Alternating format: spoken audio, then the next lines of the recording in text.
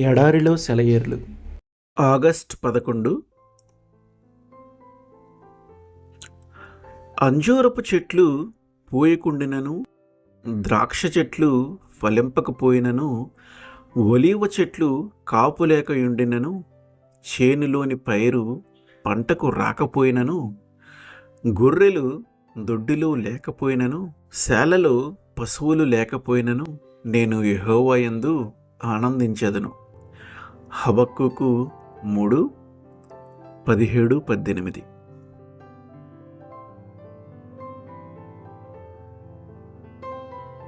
ఇక్కడ ఉదహరించిన పరిస్థితి ఎంత నికృష్టంగా ఉందో చూడండి.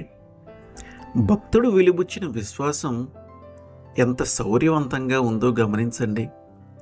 నిజంగా చూస్తే అతడు ఏమంటున్నాడంటే, నాకు భోజనం ఎక్కడి నుంచి వస్తుంది అని నేను తడుములాడుకోవాల్సిన పరిస్థితి వచ్చినప్పటికీ, ఇల్లంతా గుల్లైనప్పటికీ, నా పొలమంతా బీడు భూమిగా మారినప్పటికీ, ఒకప్పుడు దేవుని సమృద్ధికరమైన దీవెన ఫలాలు పండిన చోట ఇప్పుడు దేవుడు పంపిన నాశనపు గుర్తులు కనిపించినప్పటికీ నేను యెహోవా యందు ఆనందించెదను.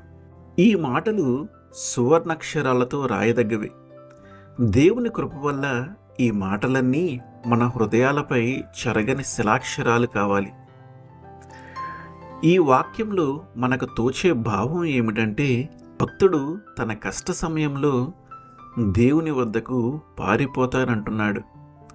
ఈ దురదృష్టకరమైన సంఘటనల మధ్య అతడు ఆత్మలో నిబ్బరంగా ఉంటాడు. ఇన్ని ఆపదలు వాటిల్తున్నప్పటికీ దేవునిలో ఒక పరిశుద్ధమైన ఆనందాన్ని కలిగి ఉంటాడు. ఆయన నుండి తనకేదో దక్కబోతున్నదని సంతోషంగా ఎదురు చూస్తుంటాడు. ఇది ఎంత గంభీరమైన నిశ్చయత, ఎంత కీర్తివంతమైన విశ్వాసం, ఎంత అజేయమైన ప్రేమ. వానలో పాడే కోయల గొంతు, మృదంగ ధ్వనుల వర్షపు బిందువుల వింత, ఎంత శ్రావ్య సంగీతం ఇదంతా. కష్టాలు రాక మానవు, ఆపడమెందుకు నీ గానం, వర్షం వెలిసే సమయం వచ్చేసింది. తేలిక మనసుతో బాధలను ఎదిరించిన వాడు వాటిని తేలిక చేసుకుంటాడు. కన్నీరు కార్చిన వాడు కమ్మని పాట వింటాడు.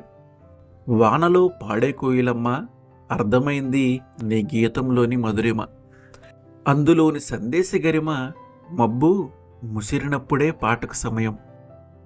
ఆమెన్.